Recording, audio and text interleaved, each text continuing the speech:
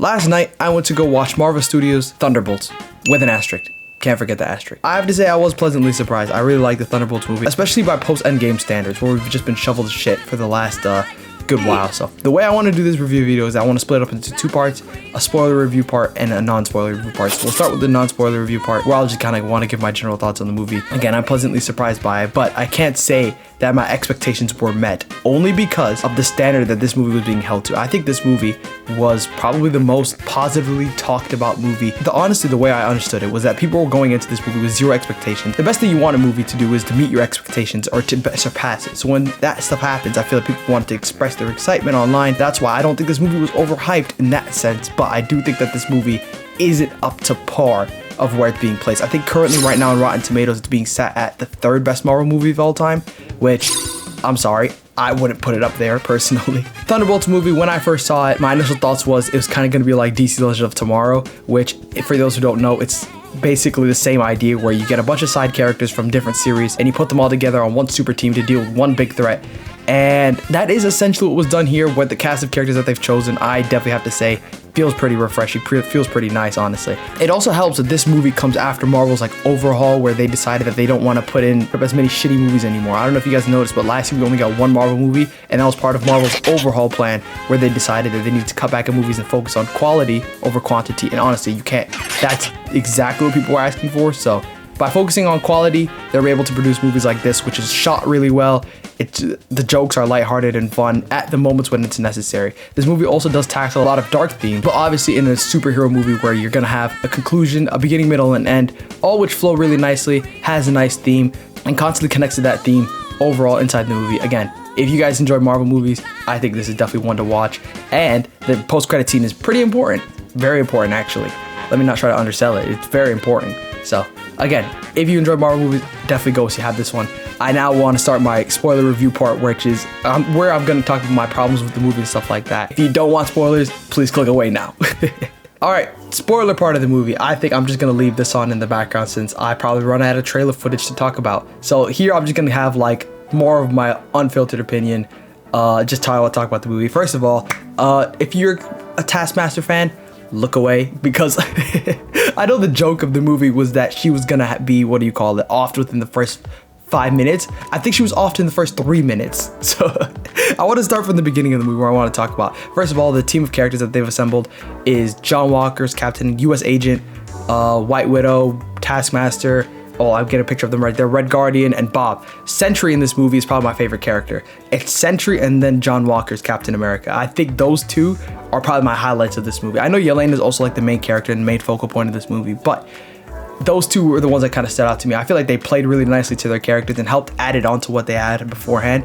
Everybody else kind of felt like they could have, except Yelena. Yelena was like, yeah, Yelena, I get she's the main character of the movie. She had a lot of focus and time on her. And Red Guardian, I think, kind of went with her. The only character I had a problem with was Ghost. I feel like Ghost was the one who kind of didn't bring up much to the story. She didn't really have someone to interact with in the story, which I kind of felt like hurt her the most out of anybody. For example, Bucky had US Agent, where in Falcon Winter Soldier show, they interact, they already know each other, they already have history. Yelena and Red Guardian have history because of their father and daughter. Ghost was the only one who sat out of nearly every character moment that they had. She kind of felt like she could have just been anybody else. So that's my only complaint with the cast of characters, is that Ghost kind of got short-sighted within the movie. She really didn't have many lines that impacted the story almost at all. So that's my only complaint with the cast of characters. But now to talk about the movie, or Sentry actually is my favorite character of the movie, and thank God he is, because I don't know if you guys have seen the cast of characters that they've listed out for the Avengers Doomsday, but the Thunderbolts, damn near the whole team is in there, except one person, Taskmaster, but damn near the whole team is in there. So for them to make you like these characters before they hit the big screen is ideal, honestly. They're kind of like the Guardians in a way. They're the new sub-team from the Avengers that kind of add a bit of more fun and like diverse behavior to the whole story. So that's cool. I really liked the plot of this movie too. I also thought the idea that it kind of deals with depression and like void. They call it the void, but they just mean that sadness and that whole like dark, like, yeah, look at Daddy, I'm so low. That's like a hard part in the movie too, is when they talk about like their depressed feelings and that sadness that they all carry deep within them, because they all have history. They all have some very deep history. So and dark history as well. So that's why they want to tackle that idea that you don't kind of just get around that sorrow and that void and that empty feeling that every person has. They want to tackle that idea. They do it in some pretty dark ways by literally showing what's right there perfectly, the void slamming people into the pavement and making them physically deal with their flashbacks and backstories and their whole dark personalities. Honestly, good way to connect the theme of depression, or not depression, the theme of void and darkness, to literally a character called the Void. So, hey, that's my tweet. So, by being able to do that, they're able to make a sick villain too. Sentry being kind of like the double hero and villain of the movie. Also very cool, very refreshing. I don't think we've seen that before in a Marvel movie. I could be completely wrong, but I won't sit here and think about it for now. But I have to say, yeah, Sentry. I also love, my favorite part about the character during the movie was that he is pitch black. You can only see his eyes, and then he smiles at the end too. That looks really cool. That whole part with him being just pitch black, double eye, or the double wide eyes that you can see, yeah, works super well. The movie's also shot really good, and the music score works really well, especially towards the end when they have that whole reveal that the Thunderbolts is actually the new Avengers, and then they use the Avengers theme, the din-din-din, din-din-din, din-din. You don't need me to sing it, bro. You know it. You know it already. But yeah, so I would say movie's pretty good.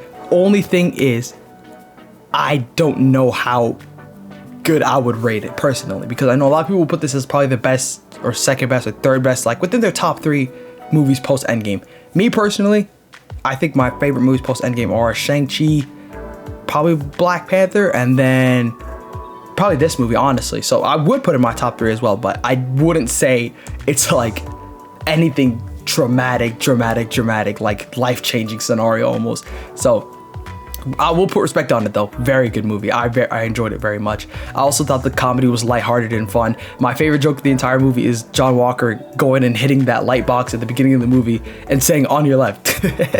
I think that was like the most subtle. It's one of those lines that just get thrown away really quick, but it's like those are kind of my favorite lines of where they just kind of say something that would invoke a reaction out of you.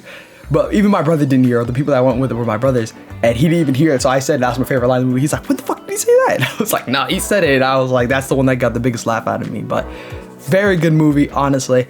Now I want to talk about the post-credit scene real quick. Post-credit scene being the Fantastic Four. Yeah, the spoiler part. The Fantastic Four, very cool. Honestly, I love this idea that the next movie is the post-credit scene, because Marvel to me has had this problem where their end credit scenes don't fucking matter. They don't matter. The Eternals one, you didn't get a resolution. The Shang-Chi one is the most disrespected one by far. That shit was ass, bro. Like, it was a really good end credit scene at the time, and that was in 2021, which is 4 years ago. So they done nothing with it. The Thor Love and Thunder one, which is the Hercules setup, I could go on. The Dormammu one was just Dormammu's child or something like that, and Doctor Strange was pissing me off.